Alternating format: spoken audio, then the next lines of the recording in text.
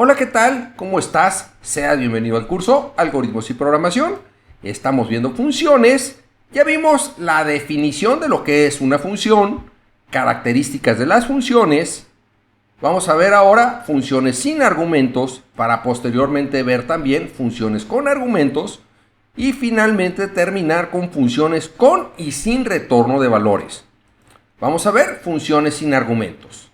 Bueno, la sintaxis para definir una función sin argumentos. ¿Cómo lo vamos a hacer? Utilizamos la palabra reservada def, el nombre de la función y después abrimos y cerramos paréntesis. ¿Por qué? Porque si esta función recibiera parámetros, es decir, se le envían argumentos cuando esta función es invocada, dentro de los paréntesis es donde irían los argumentos que recibe la función. Los parámetros dentro de la función. Hay que recordar que tenemos que poner dos puntos también. ¿Por qué? Porque a partir de ahí se definirían las sentencias que ejecutaría la función. Para la invocación, pues solamente utilizo el nombre de la función, abro y cierro paréntesis también. Y pues si esta función recibiera argumentos, ahí es donde tendría que especificar los argumentos que voy a enviar a la función. Vamos a ver un ejemplo. Defino una función. Esta función va a ser la función saludar. No recibe ningún argumento y lo único que va a hacer es mostrar en pantalla el mensaje hola mundo.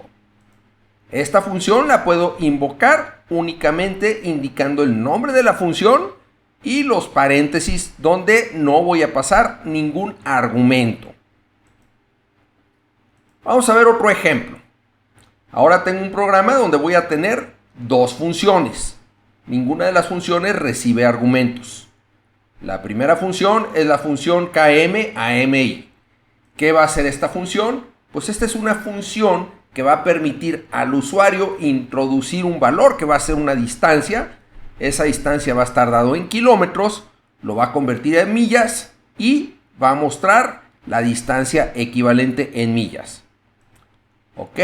Después tengo otra función que es la función MIAKM.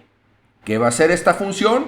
Esta función solicita al usuario el dato de una distancia que es una distancia en millas, la convierte a kilómetros y muestra en pantalla la distancia equivalente en kilómetros.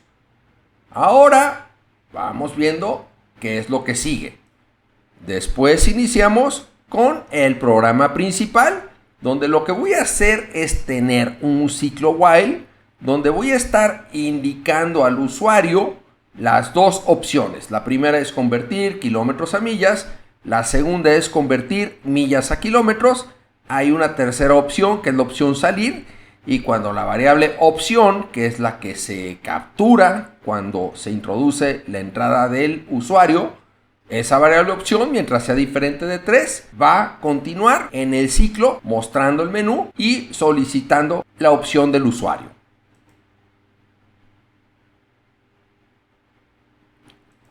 Ahora me voy a la siguiente parte. ¿Qué es lo que voy a hacer aquí?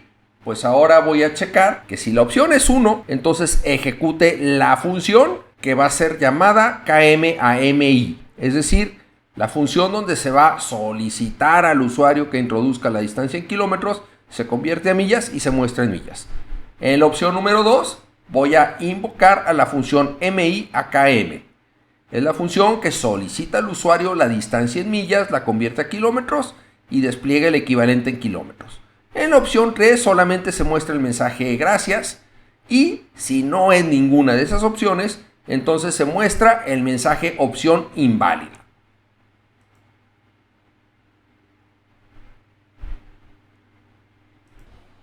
Vamos a ver ahora el ámbito de las variables.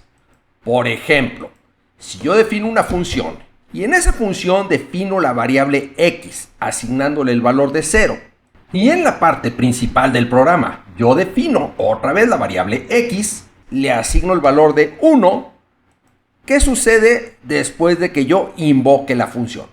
Ok. Lo primero que tenemos que tomar en cuenta es que la x que voy a definir en la parte principal del programa es una variable x diferente a la variable x que estoy definiendo en la función. Entonces, ¿qué va a suceder cuando yo ejecute ese programa? Me va a mostrar el valor de 1. ¿Por qué? Pues es el valor de la variable x que yo estoy definiendo en la parte principal del programa. La variable x que se usa en la función solamente va a ser visible dentro de la función y es una variable x diferente a la que yo tengo en la parte principal del programa. Ahora, ¿qué sucede si yo defino una función? En esa función a la variable x le sumo el valor de 1. Y en la parte principal del programa, yo defino la variable x, le asigno el valor de 1, invoco a la función y luego quiero imprimir el valor de x. ¿Qué va a suceder aquí? Bueno, la variable x que yo estoy definiendo en la parte principal del programa no es visible dentro de la función. Por lo tanto, cuando yo quiera hacer esta asignación, va a haber un error.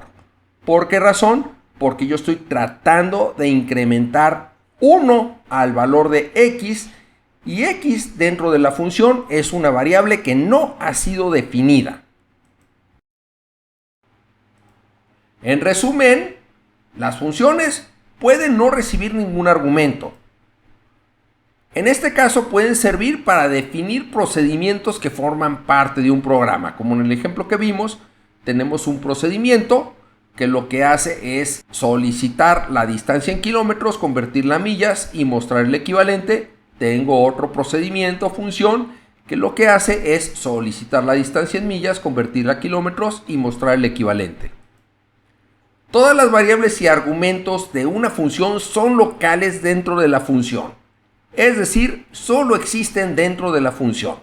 Y todas las variables que quiera usar dentro de una función, ahí las tengo que definir.